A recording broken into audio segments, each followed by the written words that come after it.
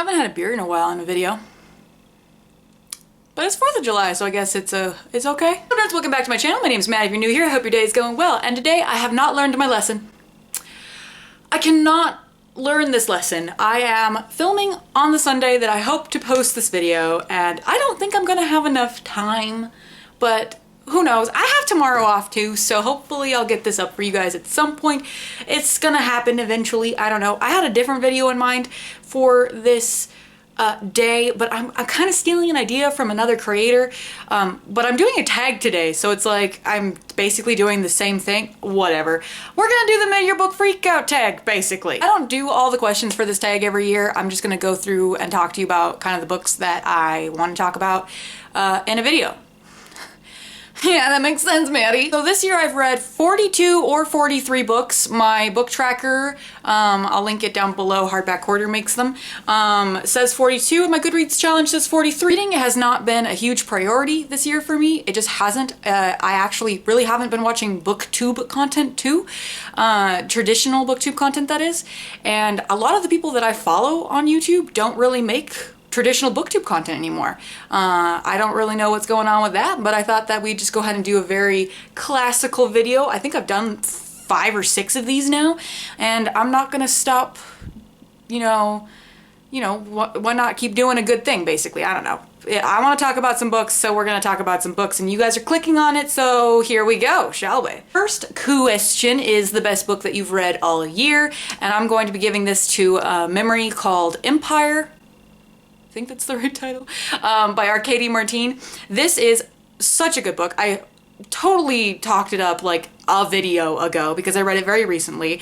It is a sci-fi that is following this woman that goes to become an ambassador to this giant planet-sized city thing, and the ambassador before her was unalived in very mysterious circumstances, and the city that she is inhabiting now and coming to doesn't know that her people have this cool technology where she can download basically the personality and the memories of the previous person in her role before her, but she doesn't have the up-to-date information about, how he died and stuff like that. So it's kind of got a mystery, and it's also a little gay, and I thoroughly loved it.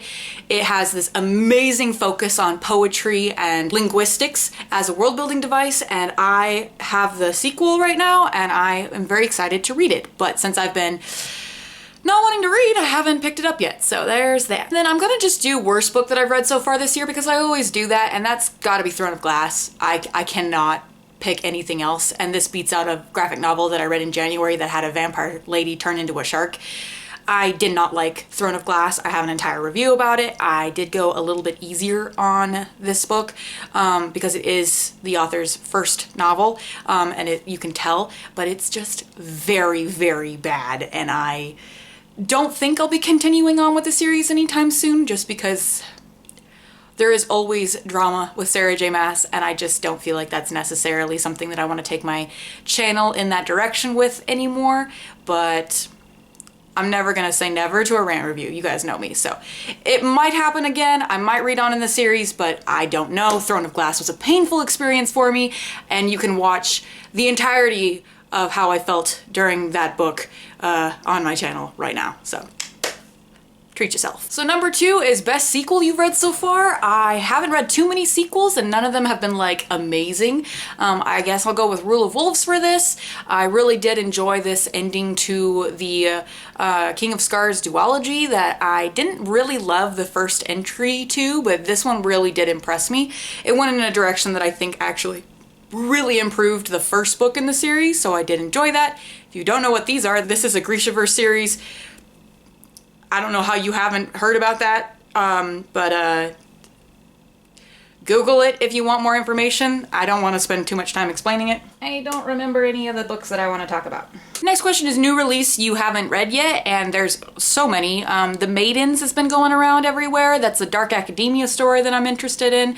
I've got Arsenic and Adobo on hold, which looks like an adorable kind of cozy mystery vibe, and I think that's super cute. Not really something that I read a lot, cozy mysteries, but it just looks adorable, so I'm like super into it. I also have out A Master of Jen by P. Djeli Clark. This is his first novel I think, first full-length novel, and it's set in the Cairo steampunk world that he had the novella in that I read, and I am stoked for it. I know I'm gonna love it. I am very, very excited to read on in that world. It just seems so fucking cool. I know nothing else about it, but like, it's steampunk Cairo. What the fuck else do you need to know about it? Number 4 is most anticipated release for the end of the year, and to be honest, I don't really have one.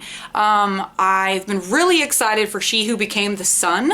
I don't know the author, I just know the cover, and I've heard that it's gay and I fantasy, and I don't really need to know anything else. Like, honestly, sci-fi, fantasy, gay are the only things that I read nowadays, so that's how that is. Like, I mean, I read a little bit of other things. I just finished a thriller and it was nah.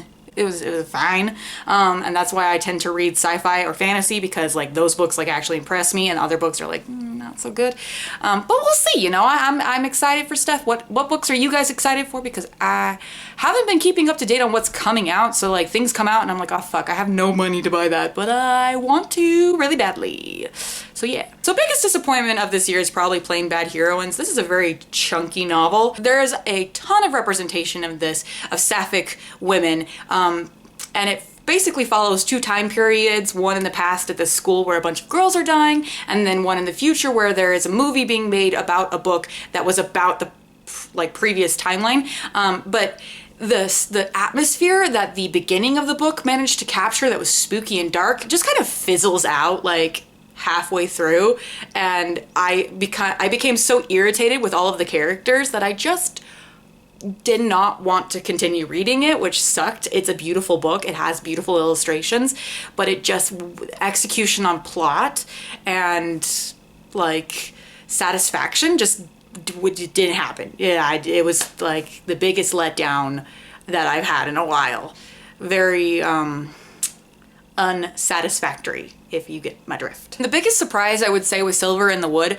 I don't necessarily think that this was that much of a surprise. It was just something that blew my fucking mind. My friend Rachel recommended this in a video where she like recommended books to her friends. She recommended this to me and I loved it. It was so beautiful. This is about a man who is basically a guardian of these woods, and this guy comes in and he owns like the woods or the estate near the woods, and they have this very adorable like relationship, and it's very sweet, very whimsical, and absolutely gorgeous, and once again gay. Like it's just that's all I've been reading this year. I think that when I did my spreadsheet for this, when I was catching up with all the books in my spreadsheet for this year, pretty much like almost half of them are queer. So if you guys need recommendations, let me know.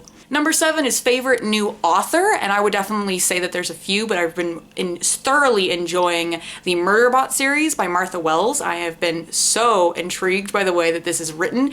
This follows a humanoid robot that is basically meant for murder, and he's basically like Baymax if Baymax was just like on violent mode all the time, and he likes TV shows and like soap operas and stuff like that, and it's really cute.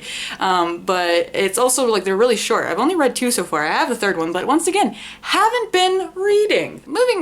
Books that made me cry. I don't really cry all that often, but when I was reading A Memory Called Empire, there was a scene where there was like slam poetry happening and I sobbed. So there's that. Another book that is really emotional and it took me a really long time to finish the audiobook was In the Dream House by somebody. I don't know the names of these people. I am the worst booktuber ever. It's by Carmen Maria Machado. Moving on. Well, no, I'm not moving on. I'll tell you about it. This is an incredible memoir, basically detailing a very abusive lesbian relationship, and it was very powerful, very difficult for me to like get through. It took me several weeks to finish the audiobook, mostly because I think I haven't been listening to audiobooks this year, or last year. I don't even think I listened to a single one last year, which is crazy. But this was very powerful, very,